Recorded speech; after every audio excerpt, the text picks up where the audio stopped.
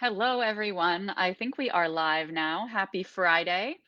Welcome to Therapeutic Wisdom from the Akash. My name is Laura Natmazada, and I am the Akashic Therapist. What does that mean? It means I've been a therapist for almost 20 years, and I bring in divine intelligence from the Akashic Records to combine with that wisdom to give us so much expansion and ability to access the deepest version of ourselves. I'm going to take a moment and share this video out. And I encourage you to do the same. Today, we're going to be talking about OCD, obsessive compulsive disorder. So, if there's anybody that you feel is experiencing symptoms that relate to this, and I'll explain those in a minute, or anybody in your life who has been diagnosed with OCD, please share this out to them. All right, so I'm just going to share this out myself really quickly.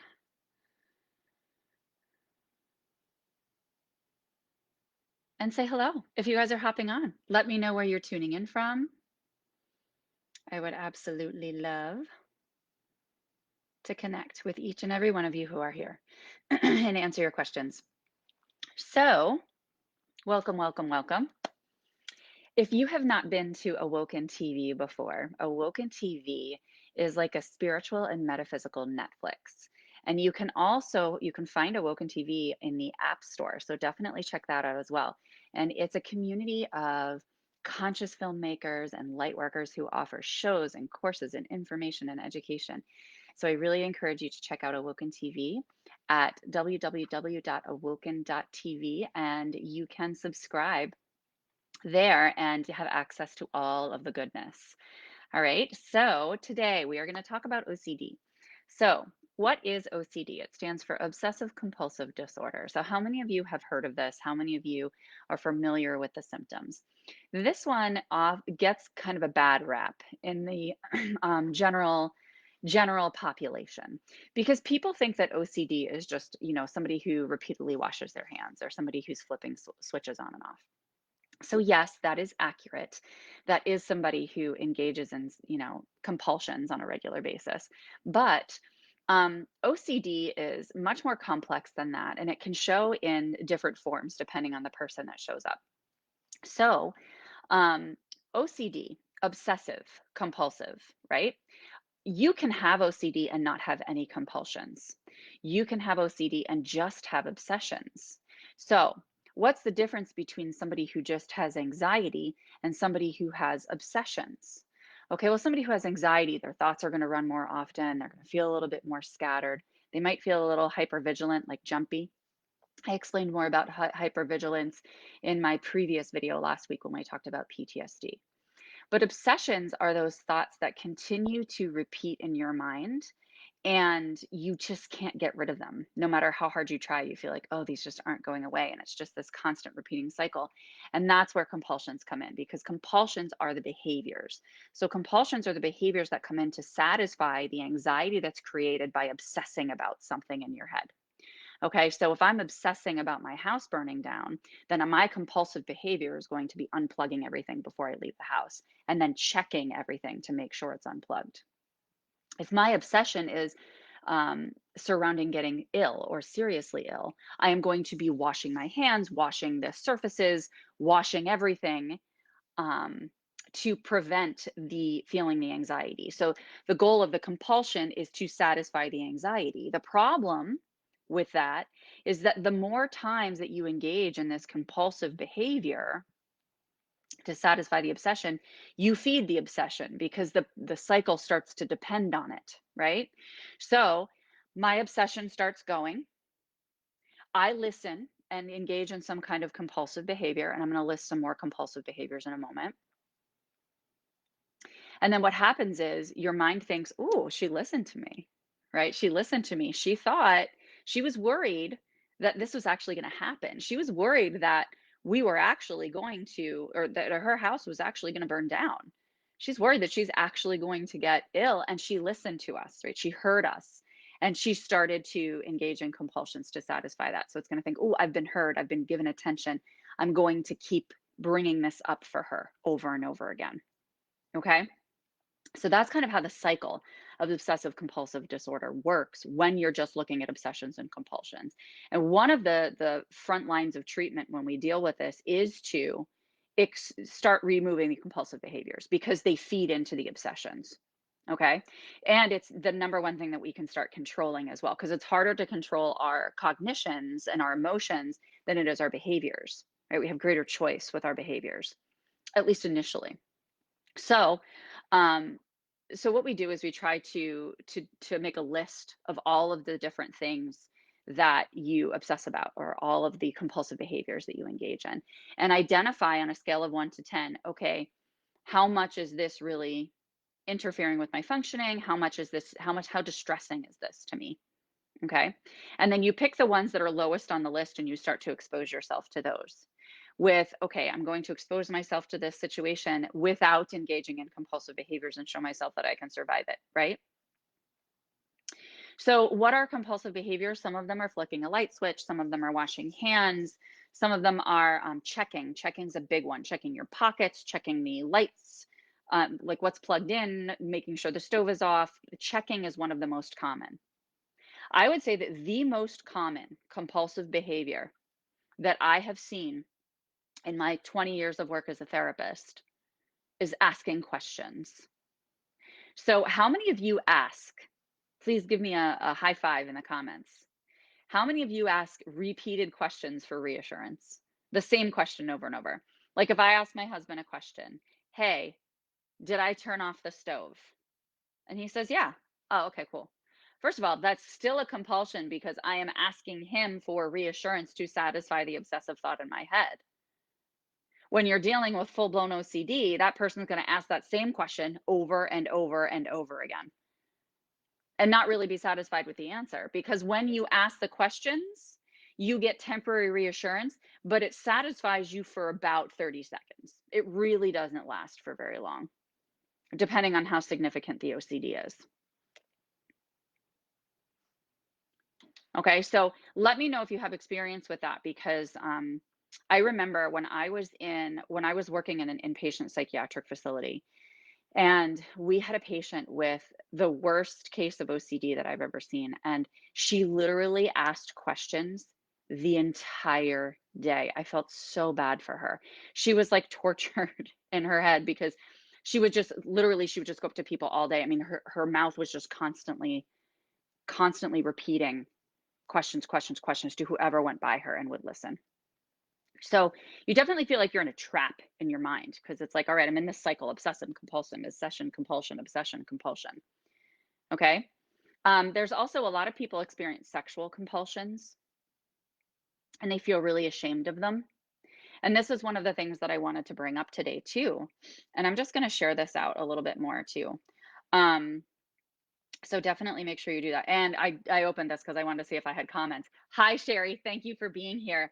I am clearly not seeing comments, so I'm just going to keep my phone open here so that I have the opportunity to say hi to you guys and interact and not feel like I'm ignoring you. So thank you so much for being here, and thank you in advance for sharing this out if you guys choose to do so. Okay, so we talked about obsessions and compulsions. We talked about some examples of compulsions. And if you have compulsions that you engage in, or those that you love engage in that you know of, definitely write those in the comments because I would love to just get an idea of the kinds of things that you're aware of that are in your awareness that you're struggling with so that I can help support you. Okay, so one of the things that a lot of people don't realize is an OCD symptom is intrusive thoughts. So, this is the one that bothers people the most. Okay. I'm going to tell you why in just a second. So, I'm trying to share this out additionally here. So, it bothers people the most because it's very intense and disturbing. Okay. 95% of the United States, in fact, I got to be honest, I don't know the exact data and research numbers behind it, but I would say it's closer to 99%, to be honest with you, of human beings experience intrusive thoughts on a regular basis. I experience them all the time. In fact, I had postpartum OCD with my first child after I had my first child. So I'm very intimately connected to these symptoms of OCD and how to move past them. Okay. Because I felt like I was trapped in my own mind. So intrusive thoughts. The vast majority of people have intrusive thoughts. Intrusive thoughts are those intense, scary images or scenes or thoughts that enter your awareness suddenly, and they're very, very intense and scary. So, for instance, I'll be driving down the road, and all of a sudden I'll just think, oh, what would happen if I just drove my car off the road into a tree right now? Right now, for somebody who doesn't have OCD, they're going to be like, oh, that freaked me out. That was creepy. And then they're going to move forward. The person with OCD is going to latch onto that. They're going to latch onto that and they're going to say, oh my gosh, I can't believe I just had that thought. They're going to judge themselves for the thought. They're going to doubt themselves and question whether or not they're actually going to follow through with it. And then they're going to label themselves as a bad person because they had that thought. Okay. Another thought that I had consistently, which I still have every once in a while, is if like I'm carrying my daughter on the second floor of my home and we have like a balcony above like a great room. And I would think, oh, what if I drop her on her head?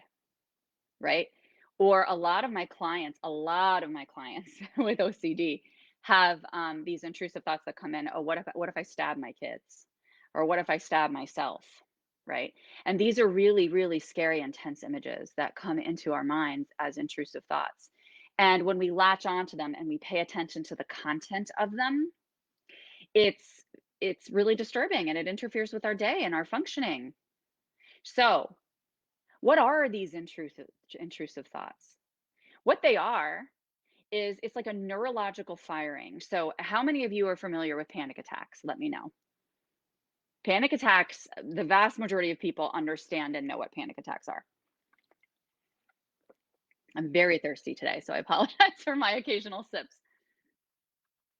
Panic attacks, what happens is we feel trapped. Anybody who has a panic attack feels trapped in some way, trapped in their lives, trapped in their mind, trapped in a situation or a room or something like that.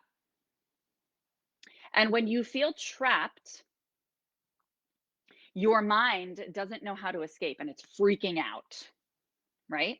And so when you have a panic attack, your neurons are just kind of discharging all of that energy. It's actually doing you a favor because if it holds on to all of it, that's really toxic energy to your system.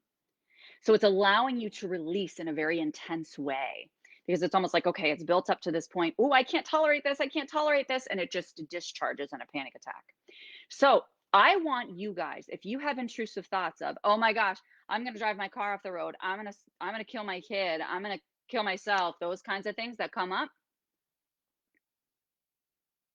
I want you to thank them. Thank you so much for appearing in my reality. You are here because you are discharging in a smaller way this energy that has built up in your system that you don't want. Okay? You're overloading the circuits is what's happening, and when you have an intrusive thought, it's discharging some of that. I liken it to a soda bottle. If you shake up a soda bottle and you just open the top, it's going to explode everywhere. If you open it a teeny bit and then you close it again, and then you open it a teeny bit and then you close it again, it's going to gradually let out the air, right? So that eventually, when you take the top off of the soda bottle, it's going to be like, okay, there's a little bit of air release, but that's it. Okay. So it's really your neurological system going to work for you. It's allowing those little turns of the top to release just a little bit each time. And they're intense because it's an intense amount of energy to discharge. Okay. So one of the best ways to move through intrusive thoughts is using tapping. And I know we have a fabulous show here. I believe it's on Tuesdays with tapping on Awoken TV. So definitely check that out for sure. But tapping, emotional freedom technique, is tapping on all of these acupressure points that they use in acupuncture. And these points are energetic nodes that connect to that primary energy, that governing meridian that runs up and down our spine and along our vagus nerve. When we tap on these points, we are releasing that energy that's been stored in our nervous system and we are remapping. And you can remap to a new belief system. So I have discovered particularly since working in the Akash in combination with my therapeutic work, that OCD is entirely about self doubt. It's about those people who doubt themselves so deeply, they don't trust that they're the kind of person that's not going to act on these intrusive, scary, gross, disturbing images that come into their minds. And they're like the most disturbing images. I mean, some people it's having sex with animals, having sex with children. They're really intense, guys. So what it is it's information. It highlights for you. Okay, so first you're going to say thank you when these intrusive thoughts come in. Then you're going to allow this to highlight, okay, where are those areas that I feel like I'm not trusting myself? Like I don't feel confident in who I am. Like I don't feel confident in the fact that I'm a decent enough person that I'm not going to go stab my kid. And the scary part is when we do exposure work to expose you to these things that you're obsessing about and worried about, we will do things like putting a knife on the table next to the kid. Can you imagine how much anxiety that creates in somebody? Which is why when we do this work, we have to have a support system, a support person and a support system available. It could be a therapist, it could be a family member or a loved one. A lot of times it's loved ones. In fact, I think that's more empowering to be with loved ones because they're people in your natural environment that you're going to have access to all the time. And you're showing yourself, look, I'm not going to follow through on this. I'm not going to do this. Right? So we need to increase self-trust. And one of the tools that I have found to be highly effective for people with OCD in particular is tapping, because you're accessing the neurological system by tapping. You're doing a physical activity and it's an anxiety disorder. So we get very restless, and anxiety is a very physical energy, very tangible energy. So using our physical bodies to release it is highly effective. Okay, because we're using a feedback loop instead of that obsession compulsion feedback loop. We're doing a release and integrating new beliefs feedback loop. Okay, so we're taking very good care of our system in that way. People who have OCD tap about 5 times a day, and they're able to basically maintain that repetitive nature of being obsessive or compulsive, but you're bringing repetition into a different form. Okay, so that's a very highly effective technique. The other technique that's highly effective for people with OCD is mantra meditation. I actually find this to be the most effective. I use it myself all the time. How many of you do mantra meditation or are familiar with it? I so mantra meditation is, you can do it so many different ways. You can do it so many different ways. The reason mantras are effective is because they, especially when you're chanting Sanskrit mantras, if Sanskrit is not your native language, which for the vast majority of people, at least in this country, in the US, are not. And it's an ancient language as well. Um, Hi, Maria. Hi, Marie. Thanks for being here. Say hello if you guys are hopping on. I have to look at my phone for comments because they're not showing up on the screen. So forgive my gaze passing to the side. But the reason is, if you're using, and you can use mantras in any language you want, my friends. Okay, as long as it's not your native language. Because if it's in your native language and I'm repeating, I am calm and serene, I am calm and serene, and I have OCD, I don't feel calm and serene. And my ego is going to be like, you're not calm and serene, you're full of it. You're totally full of it. And it's going to talk back, right? Whereas if I use a Sanskrit mantra like Om Shanti Om, or Om Gam Ganapataye Namaha, which is that's Ganesha's mantra for releasing obstacles and moving past blocks and obstacles. Om Gam Ganapataye Namaha. And so it's rhythmic, right? So it gets you into a rhythm. And anytime we get into a rhythm, we are assisting with rewiring our neurological system.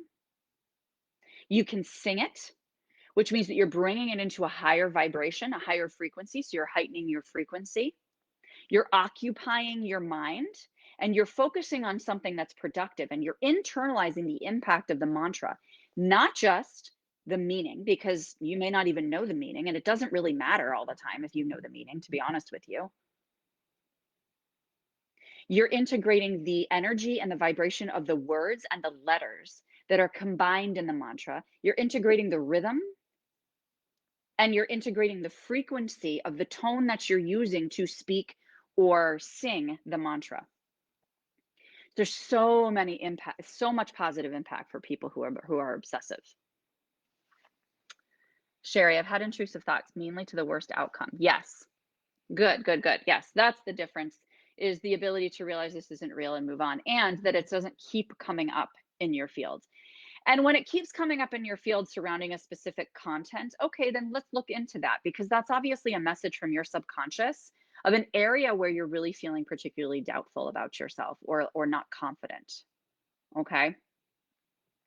But only do that if it's patterned. Because for the most part, what I tell people is honor these intrusive thoughts that come up as these random neurological firings. Say thank you for the fact that it's releasing. Offer yourself some time and patience to do that. And don't fixate on the content of what came up in that intrusive thought. Because the content, the vast majority of the time, it means nothing. It means absolutely nothing. But people hold on to that because we're human beings and we have this conscious awareness and analysis of what's going on. Okay, don't analyze this stuff. You can allow somebody else to do that for you if something patterned keeps coming up. Like, oh my gosh, I slept with that person when I was 17 and it freaked me out and I was dirty and I feel disgusting about it. Okay, well, let's talk about that, because that could be rooted in doubts about your sexuality. It could be rooted in doubts about being comfortable with your physical body. Okay, so there's so many different things, or with your religious beliefs, and it just means, okay, I have conditioned beliefs around that I need to change or want to change and shift. Okay. So we were talking about mantra meditation. You can use the seed sound mantras that go with the different chakras. Like, for instance, root chakra is Lam, Lam. Om is for your third eye, Om. We all know the universal mantra of Om for the most part. But what I find to be more productive for people with OCD are mantras that are longer, like the Hare Krishna mantra. That's a really long mantra. You also just feel really good about yourself when you practice these mantras that are challenging to learn and memorize. And even if you use a mala necklace to do your mantra meditation, you're adding an additional component there. You're adding the beads, so that you're saying, like one of the ones I've been doing lately is Loka Samasta Sukhi no Bhavantu. So I hold one bead and I say my mantra, and then I move on to my next bead, and then I move on to my next bead. So it's a very focused practice. Okay. Meditation is something that is very, very challenging for people with OCD, and I do not recommend it from the get-go when you're trying to recover, because it's like you're setting yourself up for feeling like you're hitting your head against a wall and not getting anywhere. It's more important for you to discharge the energy and give yourself that time and space to do a physical practice before you would dive into meditation, like a meditative practice with OCD. You could do exercise, you could do yoga, although yoga can be challenging if it's restorative yoga and yin yoga, because it takes some more time. Okay. But the other really important piece here is to focus on this issue of self doubt, because that's what's underlying the vast majority of this. Okay. You need to bolster your confidence and that connection with who you are in stillness. So, like I said, you don't start that right away. You start first with affirmations, with mantra meditation, or with tapping. And then you move into, okay, now I feel like I have a path. I've cleared a pathway to be able to connect to my higher self, to be able to connect with my own energy, to be able to unveil whatever it is this is coming up in my life for, because there's a purpose that OCD is presenting in your life. And that can be hard to hear when you're feeling really paralyzed by it, because people think it's just about control. You just want control, or you just want to follow your agenda, right? On the surface, that's what it looks like. It can be very frustrating for people to be in relationships with somebody with OCD because they can be very rigid. OCD can present as rage as well, extreme irritability. Because it's like if you go outside of what they're envisioning and that box that they feel they need to stay in order to be safe and in control, they will flip the hell out on you in a very irrational, unjustifiable way based on the situation or relationship. And they can appear as people who are abusive. They can appear as people who are abusive and controlling, but really, they're super wounded, and really need to bolster their self-worth. So that's one of the things that I encourage in my patients. What do you enjoy? What lights you up? You don't have anything now? All right, what lit you up when you were a kid? What lit you up when you were an adolescent? Bring it back, bring it in, play. Allow yourself to obsess about something positive. Some people who are obsessive compulsive have issues with eating, issues with um, shopping. That's the word I was looking for. Because fixation is the other symptom of obsessive compulsive disorder. You fixate on something. So it's like, okay, I want that purse. I really like that purse.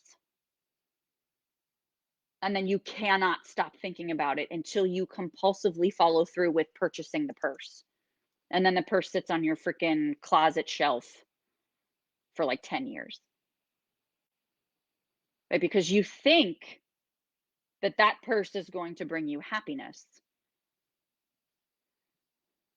Your mind is deluding you into thinking that once you follow through with the compulsion related to this obsession to satisfy it, that you're going to be happy and content. Bullshit.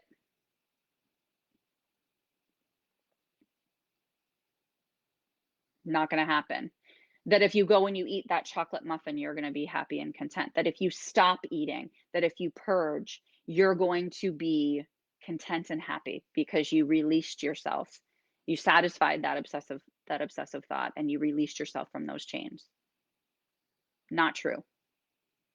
It will come back because you're feeding the cycle. Okay? So fixation is something, yeah, fixate, go for it. Fixate on something that serves you. Fixate on your spirit. Fixate on what you want for your future. Fixate on manifesting that money that you really want to come to you. Fixate on the invigorating feeling that it's going to feel like when you are past this, when you are no longer in this state or this role where you're feeling trapped, where you're feeling anxious.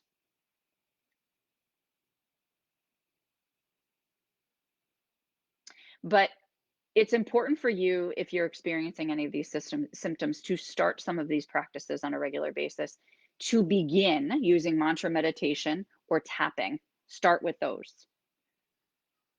Those are the most effective to begin starting to clear some of this. We can do some belief work around it too, but that's a little deeper. Let's just start to rewire. Because, guys, if you don't rewire, then the system that's been put in place after so many years of you obsessing, compulsing, fixating, following through with these things, all of having intrusive thoughts and listening to them and grabbing onto them and having it freak you out for days, that neurological system is still intact. So you're basically, what you're doing is you're just distracting yourself for a period of time, which is a temporary band-aid. So you got to go back in and say, no, I'm going to turn around and I'm going to face you, OCD. I'm going to say, hi, thanks so much for showing up. I really appreciate that you came to allow me to release these little spurts of energy so I don't have a full blown panic attack and I'm not on the floor like completely, non functional. Melinda says, I have a tub full of purses. Yes. Well, hey, if you're actually Christmas shopping and you actually think those are things that are going to benefit somebody and you actually follow through with giving it to them, not a compulsion. Because you have to remember that anytime a diagnosis is handed down in the mental health world, there is a statement for each and every diagnosis that qualifies whether or not to actually write this label down, right? Which is it has to interfere significantly with your functioning. So tell me, Melinda, does your tub full of purses interfere with your functioning? And you think about it, and it's like, okay, well, some of my patients are like, it really doesn't interfere with my functioning much. Okay, well, one, how long have you had this and gotten accustomed to the way that you're functioning? It actually is interfering, and you just weren't aware of it. And two, add up all the minutes, add up all the time that you think about this obsession or that you engage in a compulsive behavior, whether it's question asking, whether it's a checking, whatever it is. And in that, it's not, oh, I'm not functioning, but it's look how much of my world I could open up if I did not engage in these things. Right. So it's not just looking at how does this limit me, but I think more importantly, how can I expand from this space? How can I expand from these symptoms or with these symptoms? Okay. So let me know if you guys have any questions about OCD, about how to start diving into this. And when we talk about self-doubt, that's really deep stuff, guys. Really deep. And with OCD, it's inner child stuff. Finding that safety and security, feeling held, dive into that inner child work. That's the deeper work. Right? You've got okay, let's do the mantra meditation and the tapping so that we can start rewiring our neurological system. So it's on our side and it supports us in this change so that I don't feel like I'm fighting against a brick wall.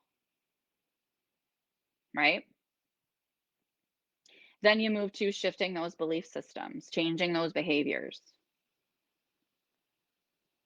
shifting your cognitions. The emotional piece always comes last, my friends. It does. It's going to come around later.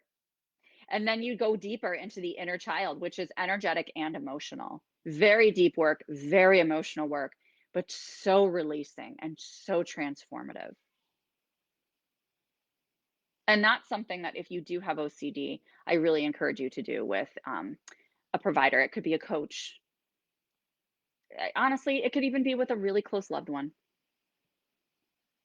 And there's a really good inner child journal that's available on lonerwolf.com by Luna and Soul. They're wonderful spiritual advisors and educators and teachers and healers. So you can find one there and you can download it. It's printable. I think it's like 14 bucks or something if you wanted to dive into that. Heather says ruminating thoughts, lip biting, emotional stuffing. I mean, I wouldn't diagnose you here over Facebook Live, of course, but we can certainly connect about that. I mean, you certainly have some symptoms. Does it mean that you're full-blown OCD? I'd have to sit and talk with you about that. But it's definitely anxiety. That much is very clear. Is it actually OCD? We'd have to talk about it. So reach out to me, let me know, and I'm happy to connect with you on that. All right, guys. So I would love to hear any feedback you guys have or questions. You can type them in the comments. Make sure to tag me so that I see it and I can come back and answer you. You can reach out to me privately if it's something that you don't want to share publicly on Facebook. I totally get that. And then I will be here live next Friday. Thanks, Melinda. Thanks for being here, love. At 10 a.m. Eastern, 7 a.m. Pacific, 3 p.m. UK time. And definitely make sure to check out awoken.tv because they have other shows and courses and just beautiful light workers and conscious filmmakers just out to raise the vibration of the planet and encourage our own healing and collaboration. So I love you guys. Thank you so much for being here with me today. Thank you for being here on the replay. Let me know if you need me. I hope you have an awesome week, and I'll talk to you soon.